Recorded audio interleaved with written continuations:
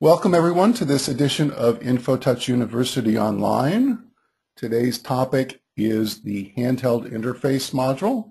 It's our most popular add-on package, and it does allow you to do quite a number of things using a handheld device. Now, when I say handheld device here, I'm talking typically about a very small device that's not running Windows, as opposed to, say, something like a tablet PC. With a tablet PC, you can do everything you can with a regular POS system or back office system, but they're not as light as the handheld devices are, and it's often very convenient to do things like go back to the dock when doing receiving or go around to the shelves when doing physical inventories with a very small device that will collect information. So the handheld inventory interface actually does 4 different things for you. They can be used for receiving, and that receiving can be done directly in the inventory module or against a purchase order in the replenishment module. We can also use handheld devices for physical inventory. And by the way, when you have the handheld interface, we support any number of handheld devices. So for things like physical inventory, multiple devices are very common and very useful, especially if you've got a lot of inventory to count up. The handheld interface can also be used for price verification. In particular, we have an interesting story from our friends in Chicago. If somebody from Cook County comes into the store and takes a look at your shelf tags, and let's say you have a bottle of ketchup and it's listed at $2, and you go up to the counter and ring it up and it rings up at $1.50, that's less than what was on the shelf tag, they can fine you $25,000. If the price doesn't match exactly, whether it's higher or lower, in some localities they get very serious about the fines, and price verification allows you to go ahead and scan the shelf tags, enter the price, and if necessary, update the inventory records so that you're guaranteed what's on the shelf tag matches what happens at the point of sale. And then finally, handheld devices can also be used for generating barcode labels. Now, we don't do it directly off the handheld device itself. What you do is you go around and you scan those scan those items, and then come back to the system and use the standard barcode label printing functions and reports to print barcodes for those items that you scanned. All right, well, let's get started. Most of what we do in the handheld interface world is in the Adjust Inventory menu of the inventory module. If you have the handheld interface option, you can tell immediately, because you can see this little orange price verification button. If you don't have that, you won't see it. There is no other way to do price verification. And you will also see other options that come up when we hit things like receive or physical. You immediately get this question about whether we want to receive from a handheld/file. If you don't have handheld interface, this question does not appear. Now, if you look at the text of what I just said, I want to call your attention to the exact words that we used here. Receive from handheld/file. Okay. Be a little blunt here and take off my marketing hat for a second. We don't directly talk to handheld devices. Instead, we talk to files, or we get information from files that handheld devices produce. So, in fact, the handheld option will work not only with devices that produce files, and we'll talk about the most common one in a second, but it will also work with things like Notepad. As long as you can produce a file on the POS system that's got the information we're looking for, the handheld interface is going to work with that.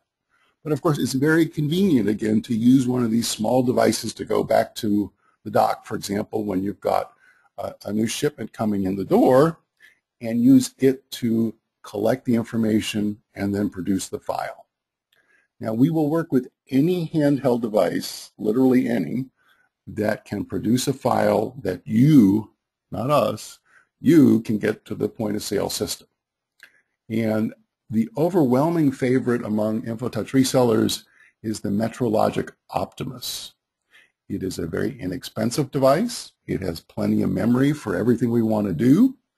And best of all, it comes with software that after you collect the information on the handheld, dumps the stuff, the data, to the POS system. And that's done in a format that we will automatically recognize by default. We work with a wide variety of file formats, and if you're wedded to using a Symbol or a Dolphin or some other device, there's no problem, but it's going to be up to you to actually get that information to the system. As we'll see in a second, we work with pretty much any file format that is in a standard, what's called ASCII or text format. This isn't a database or a spreadsheet. It's just a very straight, sometimes also called a flat file. And for the most part, it can be extremely simple. And in fact, that's what the Optimus does. So let's see what this process looks like now. Let's say I've gotten a shipment in the back door. I've gone in with my Optimus device and I've scanned what's come in. And by default, the software that they provide for you will allow you to scan a barcode and then enter a quantity. And that's usually what you want to do. So I've gone back and I've scanned the information, and I've now used the Optimus software, and it comes with the device, so it's no add-on. And I've taken that information and I've dumped it to, let's say, my back office POS system. By the way, it doesn't really matter which POS system you dump it to, but it just generally is done in the back office. Okay, so if I want to adjust my inventory based on what I've just received with the handheld, I'll say, yes, I want to do this. Okay, the next question is going to be, tell me what that file that you just dumped from the handheld to the POS system is. I don't know what it is by default, so tell me what it is. Another nice thing about the Optimus software, by the way, is it always dumps it to the same file by default. You can change it, but by default, it's going to always put it into the same file in the same location. And Windows, by default, is always going to open up this dialog that we see here now, looking for the file to the same location. So you're basically, once you do this once, are in a position where every succeeding time you do it, you simply have to find that file in the folder that is presented here. And in this case, the file that we're looking for is called rcv.txt. Okay, so I'm actually pretending at this point as if this was a brand new system that hasn't been using it before, and let's see what happens when we say, okay, that's the file. So what we want to do at this point is a couple things. One, we want to make sure that we recognize the file format, because again, I mentioned earlier, we can work with virtually any text file, flat file format that you can think of. We have to configure the software for that. The default, by the way, is the format that the Optimus produces, which is a very straightforward, comma-delimited format. And in fact, let me show you this file that we have right here now. I've got it opened in Notepad. And you'll notice we've just got a couple of lines, and what we're looking at, and this is, again, the Optimus default, is the item number, or it could be a UPC or alternate key, by the way. Any barcode would work in this situation. Then a comma, so it's a comma delimited file, followed by the quantity that came in the door. And you'll notice by default, our handheld file format is delimited, includes the quantity, and this one down at the bottom indicates if this quantity first was checked, we would be saying that we're talking about quantity, comma, UPC or item number instead of the other way around. Again, by default, this is going to come in and use that Optimus format, but let me just show you a few other options here. For those of you in, say, liquor stores where you may be receiving things in different units of measure, for example, beer by the case and beer by the six-pack, you can actually include the unit of measure on the information that we're getting. Not very common, but it's possible. It's also possible to include the cost. Now, bear in mind, the Optimus software does not do this by default, so you would have to do some programming, and it does include programming language for you to change the prompts associated with receiving this information. One other, so let me show you some options. First of all, it does not have to be delimited. We could be talking about a file where things are laid out in a columnar format. So maybe in the first 15 columns, we're going to have the item number or UPC. And then following that, we're going to have the quantity. No commas, just everything lined up in columns. That, by the way, was originally what we most commonly saw back before these devices became very inexpensive. Companies used inventory services like Washington or RGIS, and they would actually produce the file for us, and usually in this kind of columnar format. Since these devices are now so common, those services don't get used very much, at least by the smaller customers that we typically have, but we still support the formats.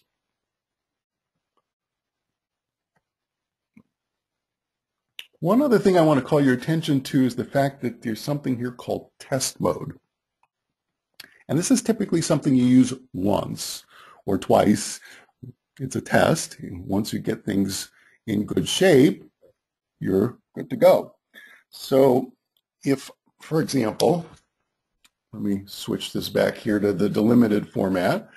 If I said that this file that we're looking for has got the item number or UPC in the first 15 positions and then the quantity, I might want to make sure before I start receiving that the format that my handheld is producing is matching what our software is expecting. And what test mode does is it runs through all of the lines in the file we selected and sees if we can find the items based on the parameters supplied. In the normal situation, you should receive, virtually 100% of the lines actually matching up with real items in the system. Maybe occasionally you would have an item that's new and hasn't been entered, but by and large, everything should be there. And what test mode does is it runs through the lines, but it doesn't do anything. It simply reports back what it would do if we actually ran this in a live version. So if I ran this right now, guess what? I've got two records in the file, and they were both rejected because the format actually is not matching the format that we specified. By the way, those rejected lines, once you get this going and it's working mostly properly, are saved in a file called reject.rcv, and therefore you could go back and examine that and see what was wrong with hopefully the very small percentage of lines that did not work. All right, let's try that again. We're going to receive from a handheld file. It's actually remembered the name of the file from our previous round here, but this time we're going to tell it that it's in the delimited format that it actually is. And what do you know? Now we've read the two records and our hit ratio is 100%. That is to say, we have found every record that we were looking for. This is what you normally want to see. And once you get that format set up correctly where the software is in sync with what the handheld is producing, then you go back and do it one more time, but turn off test mode. By the way, all of these settings that you see on this handheld file format screen are saved and remembered. So basically, you get this working right once, and every time thereafter, it will be working going forward. So let's go ahead and turn off test mode. We will process the file. We finished the two records. Again, our hit ratio is 100% because we matched those items. And we've now received items. Let's take a look at what we received. So we can go to our reports menu, take a look at our audit trail report, and the received audit trail would show us what we received for today. Now we can filter this by the usual methods, but for right now I'm just going to leave it at all items and select today's date.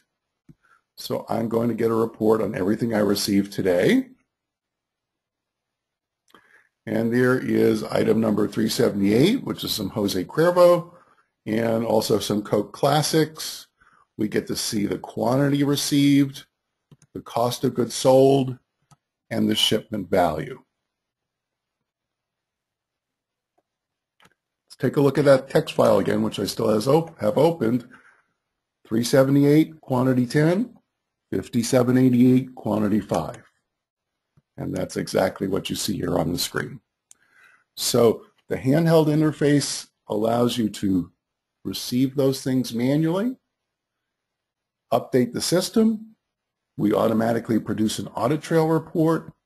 And by the way, we also automatically give you the option to produce barcode labels. So let's go down to our received price labels report. And I'm going to print a label for each unit that was received today. In this case, I don't have a dedicated barcode printer, so I'm just going to do it to my Windows printer. I want to include a barcode label. I have a selection of different Avery label types. Let's pick a 2x5. And if I want to, I can also turn on compress print. If I actually sent this to a printer, you'd have a hard time seeing it, so I'm going to preview it to the screen. And there's the items we received. There's the Jose Cuervo, and there's the Coke. So we have a system that allows you to easily receive items in the back, update the system, automatically produce audit trails, and if you want to, produce barcode labels as well.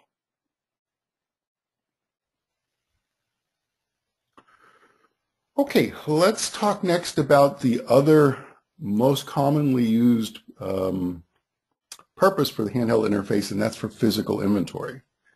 And this is a little more complicated because there's usually a process that goes on. So if I'm doing a physical for an entire store, I may have more than one handheld device going around, although I think in these days it's probably unlikely. When the software was written, there wasn't usually enough memory in these things to necessarily record all the information for a specific store.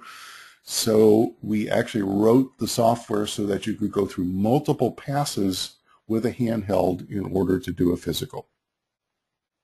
We collect that information up. We go ahead and make a temporary database.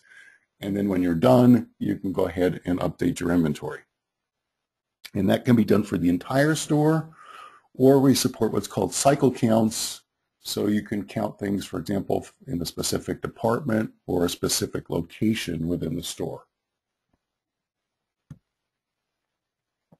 Again, with the physical, when you got the handheld option, you get this question, and we'll say yes. And let's start a new one here. By the way, if we had never started one before, and I have from previous demonstrations, you would get a question immediately about whether you wanted to start a new count. But in this case, I have an existing one, and I'm going to wipe it out basically and start from scratch.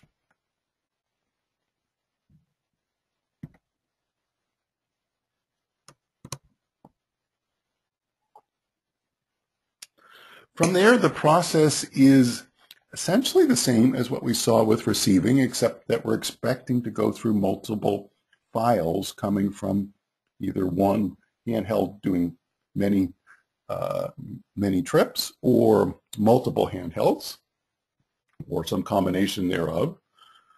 So once you've started it, you're going to process it.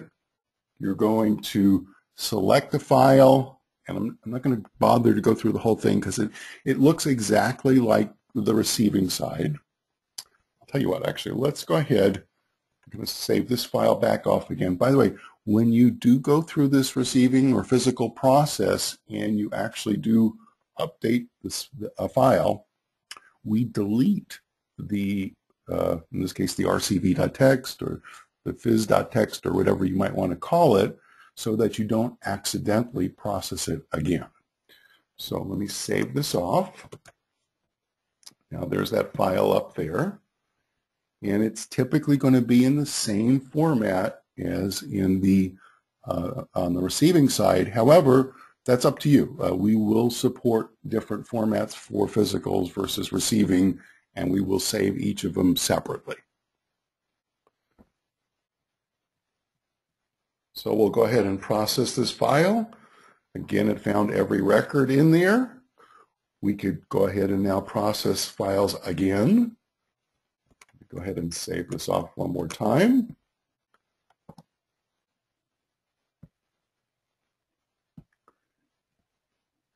And you just keep on doing this until you're done with what you are looking to count in your store. Now, at any point in the process of doing a physical with a handheld, you can run a report on what we've counted up so far. It's just a report, so you can do this any number of times you like. Now, there's some very important options that you see here on the screen, and this relates to the kind of physical inventory you're going to do. So one thing you can do is do the entire store.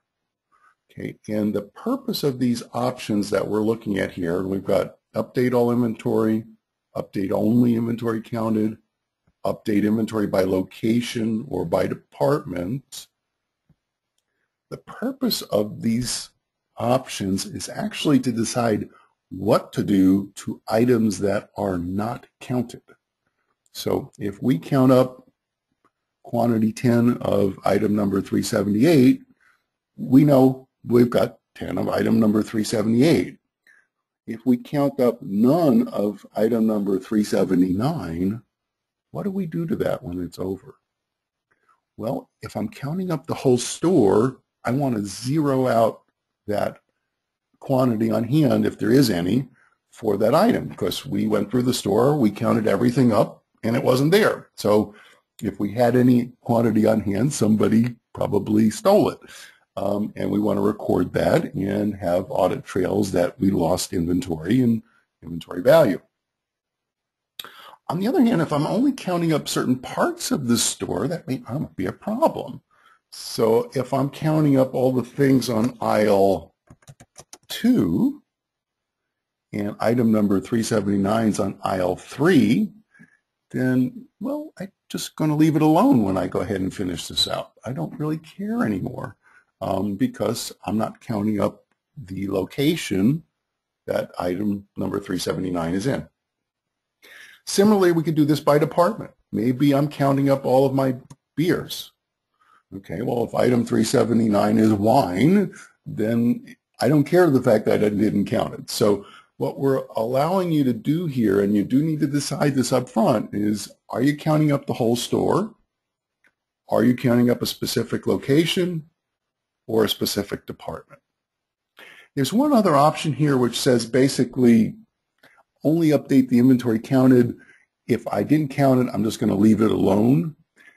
To be honest, that's not a terribly useful option. It's there, but it really kind of takes the point of doing a physical inventory away, which is you want to be able to determine if things are walking out the door that, you know, when you didn't count it, that there's a problem here, and this won't do that. So I would pretty much ignore this one. So whole store, location, department.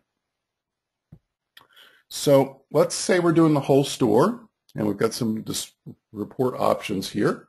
We'll leave it on the default of all for right now.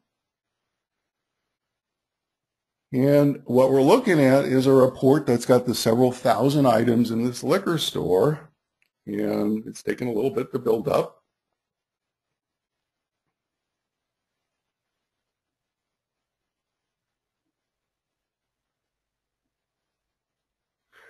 And you'll notice we counted nothing on all these items we see here.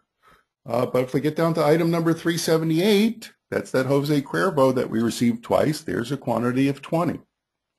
So if we're doing a full physical inventory, we will go ahead and show you everything on the all option, whether we counted it or not. And we can print this report if we need to. Let's say we actually just wanted to count up our liquor department.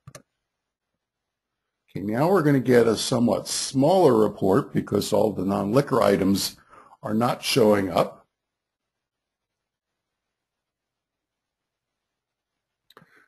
But again, we're seeing quantity counted of 0 for most everything except for that Jose Cuervo. Other options here include showing me the discrepancies. That is, if I count up something and it matches what is on hand in inventory, well, that's a good thing. I don't need to worry about it in this report. Another option is to show me all of the items that have not been counted, just to give me a heads up that maybe I need to go around to the store and get these items. So at any point in time, again, you can run these reports, go through another round of processing to digest more data for your physical inventory. And when you're finally done, you hit complete. And you'll notice the same options that we talked about earlier on the reporting side. We need to know at this point whether you were doing an inventory for the whole store or for a location or for a department. Again, I would really ignore this second option. It's just not that useful. And what happens if we hit complete, and I'm not going to do that because once you do that, it is committed and there's no way to get, and you get one more, are you sure? But after that, you're none. We will go through the items, go through that temporary database, update the quantity on hand for all the items that were counted. We will also update the quantity on hand for the items that were not counted based on our selection of whole store, location, or department. That produces a physical inventory audit trail report, and that audit trail report will show you all of the discrepancies for the items over a date range. It will include both the quantity difference and the average cost at the time that the physical inventory was done, and it will extend that average cost for you so you get a quick read on the value of inventory that was different than you expected at the time you did the physical. So this process versus going through and doing a physical inventory item by item, which is the other option here. How did I count? I counted 14. Okay, that's great. So I've reduced the quantity by 14, and if I look at my physical audit report at this point for today, I'll see that we thought we should have 15, but we only had 14, so we had one less than we thought, and the value of the inventory that we lost was $17.19. Okay, you get to the same place whether you do it item by item or via handheld. However, if you have thousands of items in your store, doing it item by item is a very cumbersome process.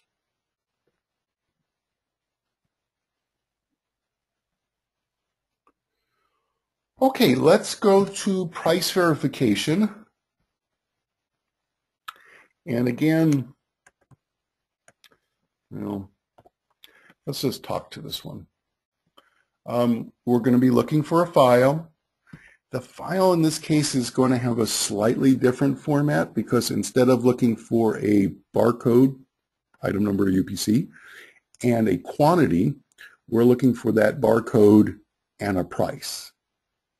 So from the point of view of using something like the Optimus, It doesn't matter. It's just prompting you for something, and you're going to send a comma delimited file to us. And instead of being barcode comma quantity, it's going to be barcode comma price. We will then try and find the item, and if we can, and the price of the item in inventory does not match the price in the file that we see, we will update the inventory. So when that Cook County inspector comes in and he goes and buys that bottle of ketchup, it's going to ring up at the same price as the shelf. Okay, one last thing to go over with regards to handheld has to do with receiving in the replenishment module.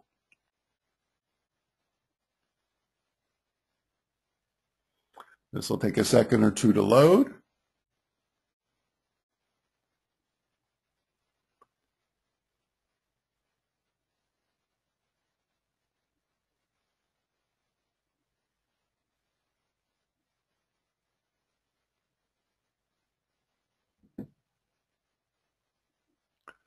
Three or four maybe.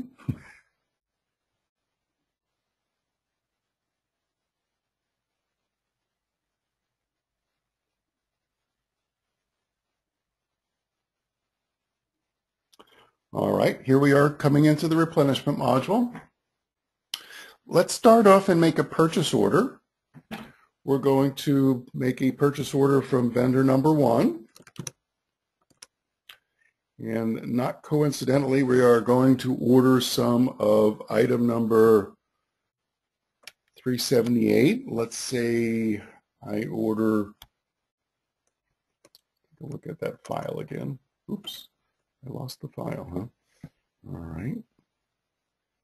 Ouch. Okay, we'll go ahead and do this one by hand. Item number 378, that's our Jose Cuervo, and we're going to order 20 of item number 5788, that's the Coke Classic. We're going to save that off. It's going to ask us to print. For right now, we won't worry about printing. We place the purchase order with our vendor, and sometime later it comes in. So let's go ahead and make one of these files, since I seem to have managed to have lost it. No problem. We will make a new text file, and again, these files would typically be coming from the handheld. But literally, if you want to do this with Notepad like I'm about to do it right now, it'll work just fine. So, and I'm going to deliberately be off on our 378. Sorry, that's 378. And 20 of 5788. All right, so let's pretend as if at this point we've gotten this information from our handheld after the shipment, the PO has come in the door. We've gone ahead and scanned what's in it. Now what do we do to update our purchase order? Well, first of all, we're going to recall the order. So we'll look up the order by vendor, in this case, vendor number 1. And here's the one we just did today. So there is our items. Now we're going to want to take the output from our handheld device and use it to update the purchase order.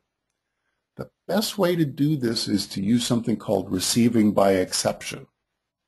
So with receiving by exception, which we can do here and here, we're going to want to say yes to this question about back ordered. What we are going to do at this point is assume nothing came in. So we're going to back order everything. Then we're going to take the information from the handheld and use it to update the purchase order.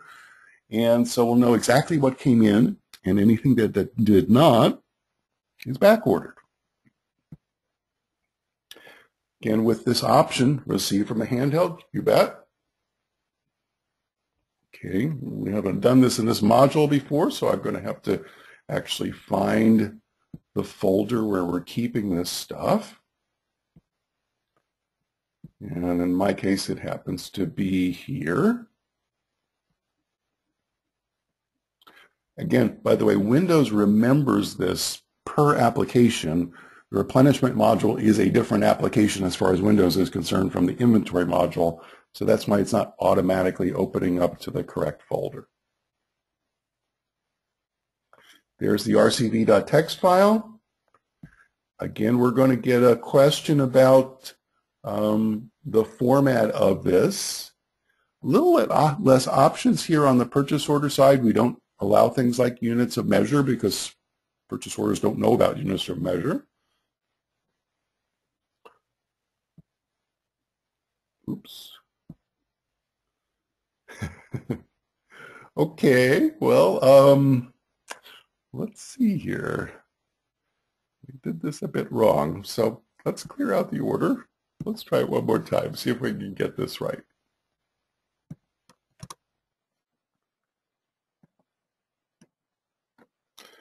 Okay, we have 10, Jose.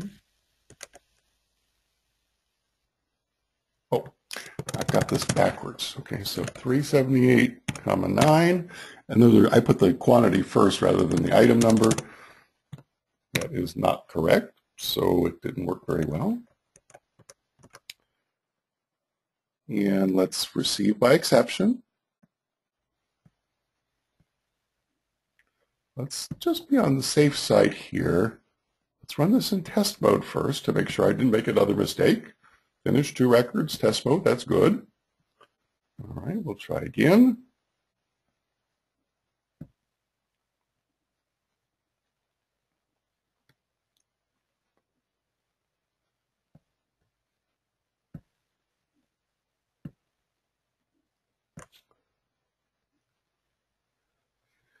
And there we go. We have updated our purchase order. So that is it for today's session. Let's review again what we have. We have the option of receiving by exception in purchase orders, receiving directly in the inventory module, going through a multi-stage physical inventory process, or using price verification to make sure that the price on our shelf tags matches inventory items. All those functions are available with virtually any handheld inventory device, or even using something like Notepad, because we are relying on that device to produce a file. And we generally recommend using the MetroLogic Optimus because it comes with software that works with our system automatically. It's very inexpensive. It's available from most distributors, and it is also available in a number of different formats. We work with all of them. Thank you very much.